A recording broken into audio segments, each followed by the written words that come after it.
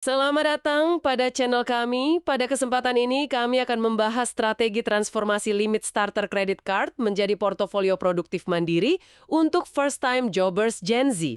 Jika Anda suka dengan pembahasan edukatif seperti ini, berikan dukungan untuk channel ini dengan melakukan subscribe. Jangan lupa berikan komen, like, dan share agar lebih banyak orang yang mengetahui konten-konten edukatif dari channel ini. Ya, dan mari kita langsung masuk aja nih ke inti dari strategi yang bisa dibilang luar biasa ini. Bener banget.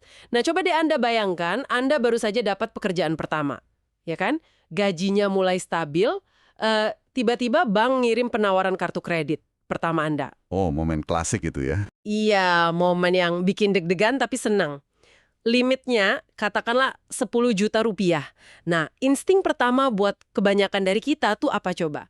Langsung ngebayangin beli sepatu sneakers keluaran terbaru atau nongkrong cantik di kafe mahal tiap akhir pekan gitu kan? Atau nyicil gadget yang sebenarnya belum terlalu butuh-butuh amat, bener nggak? Nah, itu dia. Kartu kredit tuh sering banget jadi semacam tiket VIP menuju gaya hidup konsumtif yang menjebak. Tapi, di pembahasan mendalam kali ini, kita mau ngebedah sebuah riset yang, wow, bener-bener mutar balikan logika itu semua. Setuju. Ini riset yang sangat mendobrak stigma. Kita bakal bahas gimana uang plastik yang biasanya nguras kantong itu bisa direkayasa jadi semacam mesin pencetak uang. Dan tahu nggak bagian paling gilanya? Apa tuh? Semua strategi ini bisa dieksekusi tanpa menyentuh gaji bulanan Anda sepeser pun. Ya, kalau kita ngomongin lanskap ekonomi modern, apalagi di tahun 2026 ini ya, kemampuan buat misahin mana utang yang nenggelamin dan mana utang yang justru nerbangin aset kita, itu kunci mutlak buat survival. Survival finansial ya maksudnya. Betul. Kan sering tuh kita mikir kalau rekayasa keuangan atau financial engineering itu cuma mainannya eksekutif berjas rapi di Wall Street, ya kan? Padahal, strategi yang lagi kita dalami ini narik logika institusi raksasa itu turun ke level personal Anda. Wah, menarik. Terus fokus utamanya apa dong? Fokusnya tuh bukan di seberapa gede limit kartu yang Anda pegang. Bukan itu. Tapi seberapa ketat sistem kedisiplinan yang Anda bangun buat ngendaliin limit itu. Oke, mari kita bedah ini. Sebelum kita mulai halu soal untung jutaan atau muterin duit bank, dokumen riset yang jadi sumber kita ini ternyata sangat anti sama yang namanya spekulasi. Nah, benar. Apalagi yang namanya judi berkedok investasi. Nah, benar. Jadi, fondasi pertama yang harus wajib kita bangun itu keamanan 100%. Jaring pengaman mutlak. Dokumen ini bilang, sebelum mengaktifin kartu, Anda wajib punya uang dingin senilai 100% dari limit yang mau ditarik. Ya, jadi katakanlah Anda mau narik modal 10 juta, berarti ya harus sedia uang tunai 10 juta dulu di awal. Persis. Ini tuh ibaratnya gini, Anda mau lompat dari pesawat, ya pakai parasut cadangan dulu lah. Kalau parasut utama kita, maksudnya portofolio investasi kita nanti tiba-tiba gagal mekar karena badai pasar, kita masih punya parasut cadangan. Biar nggak langsung nyungsep ke tanah ya. Nah, itu dia. Tapi pertanyaannya nih, uang 10 juta ini idealnya ditaruh di mana? Kan nggak mungkin didiemin di bawah kasur dong, ntar dimakan inflasi. Analogi parasut tadi pas banget.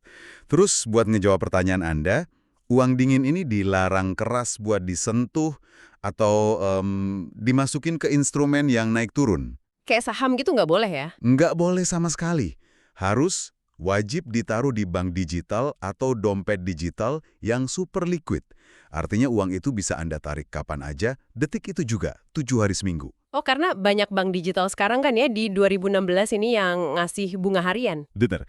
Biasanya ngasih bunga neto sekitar plus 4% per tahun. Secara nominal sih, dari 10 juta, Anda paling cuma dapat sekitar Rp33.000 per bulan. Yah, terdengar receh banget sih itu. 30.000 buat apaan zaman sekarang kan? Memang receh. Tapi fungsi utamanya itu sama sekali bukan buat nyari kekayaan dari situ. Bukan buat nambah uang saku. Lah terus tujuan apa dong ditaruh di situ? Tujuannya itu mitigasi resiko absolut. Kalau amit-amit terjadi skenario terburuk, misal besok pagi pasar global tiba-tiba hancur lebur, uang investasi Anda terjun bebas, nah uang 10 juta di bank digital ini siap dieksekusi detik itu juga. Langsung dipakai buat nutup utang kartunya? Betul, langsung buat lunasi seluruh kartu Anda dalam 1 hari, 0 tunggakan, titik.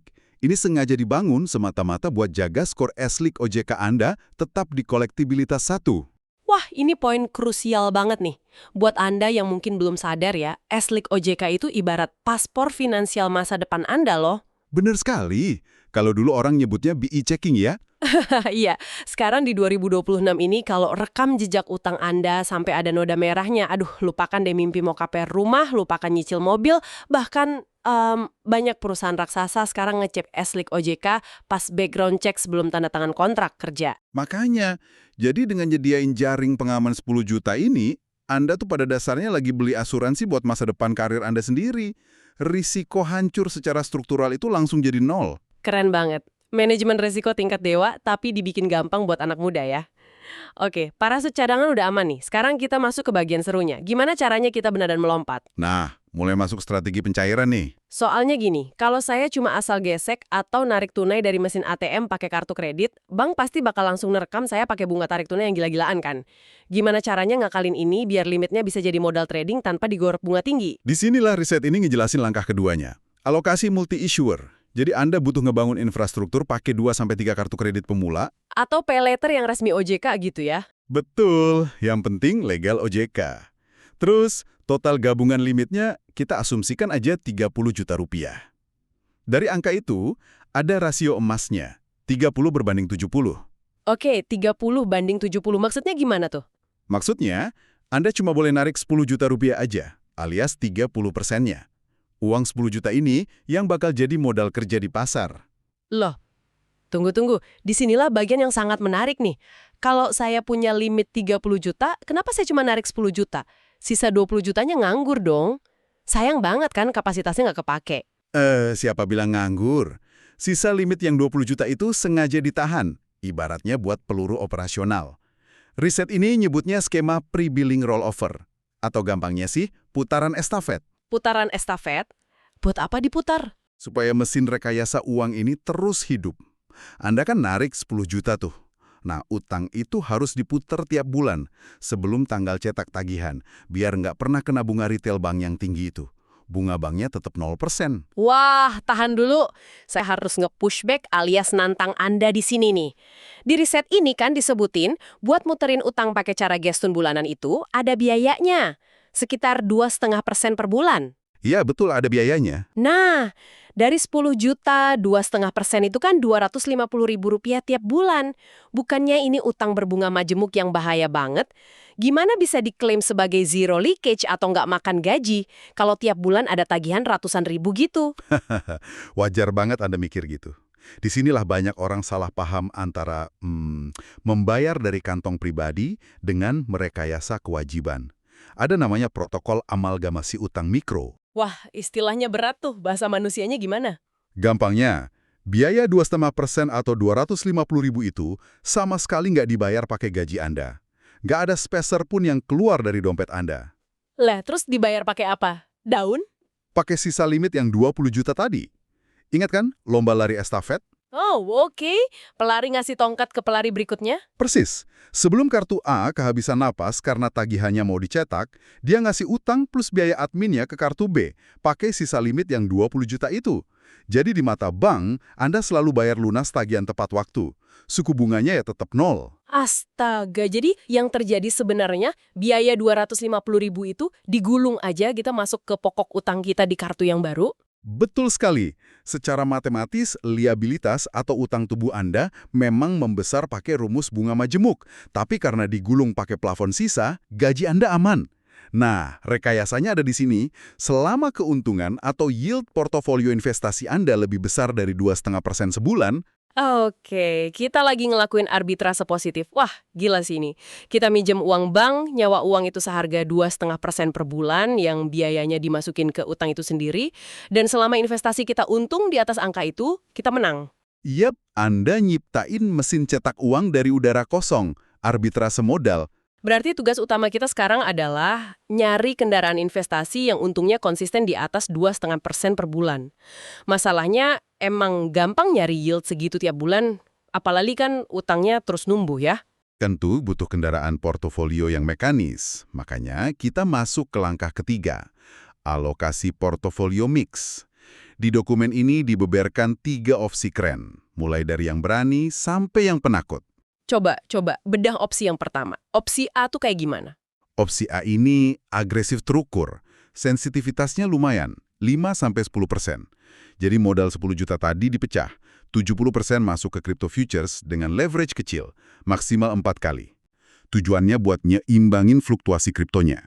Dari skenario ini, yield bulanannya bisa tembus plus 8,71% per bulan. 8,71%. Itu jauh banget di atas biaya Gestun yang cuma 2,5% tadi. Marginnya lebar banget. Terus kalau opsi B gimana? Buat yang agak moderat mungkin? Opsi B itu moderat. Komposisinya 40% kripto, 30% saham, dan 30% lagi di reksadana atau deposito yang aman. Yield bulanannya di angka plus 5,72%.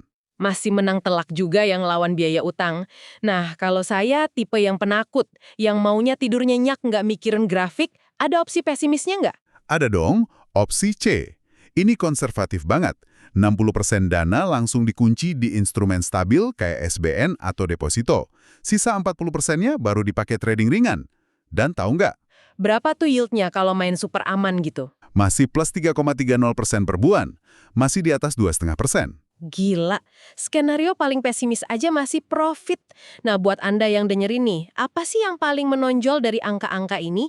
Karena kalau saya baca dari risetnya, ada satu frasa yang terus-terusan diulang, kepatuhan mekanis. Iya, betul banget. Ini kan bukan soal insting kita tajam atau soal hoki-hokian kan. Ini benar-benar soal menyetel robot. Kenapa elemen manusia atau emosi ini harus dibuang jauh-jauh? Pasalnya, musuh utama Gen Z saat investasi itu bukan market yang kejam, tapi emosi mereka sendiri. Greed saat lagi untung, panic selling saat merah dikit. Makanya, riset ini mewajibkan penggunaan fitur bracket order otomatis. Wah, bracket order ya. Bisa dijelasin dikit gimana kerjanya otomatisasi ini? Jadi, pas Anda beli suatu aset, sistem komputer di aplikasi itu langsung di-setel di awal. Otomatis take profit neto kalau untung harian nyentuh plus 1,8%. Dan otomatis cut loss kalau harganya turun minus 1,1%. Berarti nggak ada tuh cerita kita mantengin layar sambil berdoa, aduh please naik dikit lagi dong gitu ya. Nggak ada. Komputer yang eksekusi dengan dingin. Ini ngebunuh insting judi yang sering hancurin Gen Z. Disiplin tanpa emosi ini kunci rekayasanya. Oh iya, dan karena untungnya harian, ada efek compounding kan? Bunga berbunga, keuntungannya nggak ditarik buat jajan, tapi langsung gabung lagi ke modal. Bener. Full compounding harian ke saldo modal Anda. Terus bergulung seiring berjalannya waktu. Wah, ibarat bola salju ya. Tapi bentar, ini ngebawa kita ke segmen keempat yang super krusial, matriks likuidasi. Nah, ini bagian net off ya. Soalnya gini, portofolio investasi kita emang terus bertumbuh kayak bola salju, tapi utang kartu kredit kita juga ikut bergulung membesar gara-gara biaya rollover tadi. Sampai kapan kita mau main kejar-kejaran ini? Ntar plafon maksimal 30 jutanya jebol dong. Tentu saja akan jebol kalau dibiarin selamanya. Riset ini punya tabel proyeksi komparatif. Dengan batas limit 30 juta, sistem estafet utang ini akan breach atau jebol di bulan ke-45. Bulan ke-45, berarti hampir 4 tahun ya? Ya, makanya pelunasan total atau netting off wajib banget dilakukan sebelum bulan itu. Kita nyebutnya jendela likuidasi optimal. Oke, coba kita ambil studi kasus deh, biar pendengar makin kebayang. Tadi kan ada opsi A yang agresif terukur. Kalau kita mainin opsi A, kapan momen AHA-nya terjadi? Mari kita lihat datanya di bulan ke-12, alias persis 1 tahun. Di titik ini, total utang kartu Anda yang awalnya 10 juta udah membengkak jadi sekitar 13,4 juta rupiah. Waduh, ngeri juga ya ngelihat utang nambah 3 juta lebih padahal nggak belanja apa-apa. Eits, sabar dulu. Cek saldo ekuitas akun trading Anda yang udah full compounding selama setahun, saldonya ada di angka 26,5 juta rupiah lebih. Hah? Tunggu. Utangnya 13,4 juta, tapi aset di akun kita 26,5 juta. Betul. Kalau Anda putuskan buat likuidasi alias lunasi semua utang detik itu juga, sisa keuntungan bersih mutlak yang masuk ke kantong Anda adalah Rp13.137.000. Wow. Dan ingat, limit kartu kredit Anda kembali utuh jadi 30 juta. Gila. Cuma dalam setahun. Terus kalau misalnya saya pakai opsi C, yang pesimis tadi, yang pergerakannya lambat, gimana hasilnya? Bahkan di skenario C yang paling pesimis pun, kalau Anda tahan sampai bulan ke-40, Anda masih dapat untung bersih sekitar 9 juta rupiah. Jadi, apa arti dari semua ini? Ini sintetis yang luar biasa sih. Coba Anda rasapi. Anda pakai uang bank, diputar dengan disiplin yang kaku, pakai robot, dan pada bulan ke-12 Anda bisa keluar bawa untung 13 juta lebih. Modal awalnya, nol. Kecuali dana asuransi yang ditaruh di bank digital awal tadi, yang mana uang itu pun nggak hilang, masih utuh milik Anda. Ya, sebuah seni merekayasa finansial tanpa membakar uang keringat Anda sendiri. Ini benar-benar ngebuka wawasan banget. Nah, sebelum kita tutup, ada nggak pemikiran provokatif, akhir yang bisa dibawa pulang sama pendengar kita? Sesuatu yang melampaui sekedar hitung-hitungan angka belasan juta ini. Ada satu hal yang sangat mendasar. Metode ini tuh sebenarnya diam-diam melatih mentalitas institusi keuangan raksasa di level personal Anda. Maksudnya gimana tuh? Mentalitas raksasa? Gini, kalau di usia awal 20-an aja Anda udah bisa menundukkan godaan konsumtif dari kartu kredit dan ngubahnya jadi instrumen leverage yang produktif tanpa emosi, bayangin deh. Bayangin apa tuh? Bayangin apa yang bisa Anda kelola saat Anda punya aset miliaran di masa depan. Anda udah terbiasa dengan kepatuhan mekanis, terbiasa memisahkan uang emosional dan uang dingin. Kedisiplinan itulah mata uang yang nilainya jauh lebih tinggi dari sekedar limit kartu kredit itu sendiri. Wah, merinding saya dengarnya. Kedisiplinan adalah mata uang dengan nilai tertinggi, sangat-sangat powerful. Terima kasih Anda telah mendengarkan pembahasan ini sampai akhir. Semoga berkah berkelimpahan tercurah pada Anda. Dan jika Anda suka dengan pembahasan edukatif seperti ini, berikan dukungan untuk channel ini dengan melakukan subscribe. Jangan lupa berikan komen, like, dan share agar lebih banyak orang yang mengetahui konten-konten edukatif dari channel ini.